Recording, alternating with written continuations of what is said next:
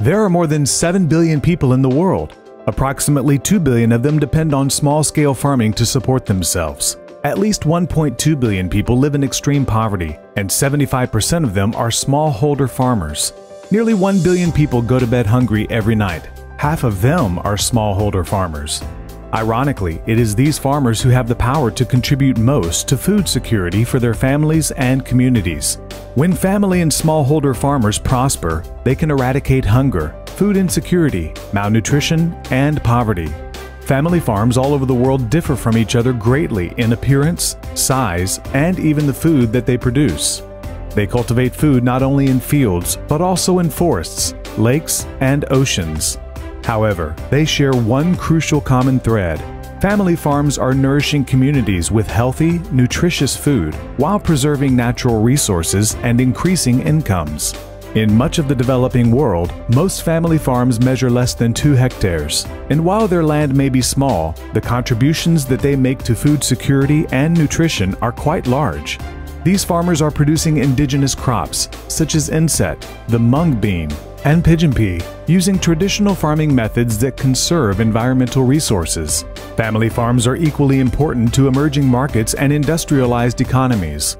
There are 15 million family farms in Latin America. In Brazil, family farms employ 74% of all farm labor and produce up to 87% of all food in the country.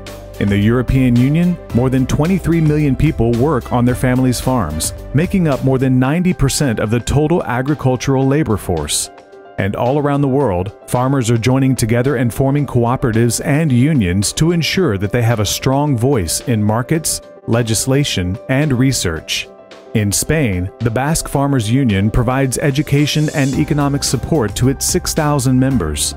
In the Gambia, the TRY Oyster Cooperative provides microfinance opportunities, skill building, and financial literacy education for 500 oyster harvesters. In India, the Amul Dairy Cooperative secures fair prices for dairy farmers in 10,000 villages across the country, the majority of whom are women.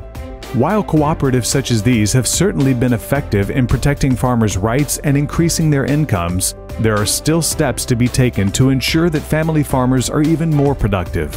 Many of these farmers still need access to the tools they need to adopt sustainable agroecological methods, legal titles to their land, better access to local markets, equal access to credit, land, inputs, and extension services for women and men. But most importantly, the voices of family farmers across the world need to be heard.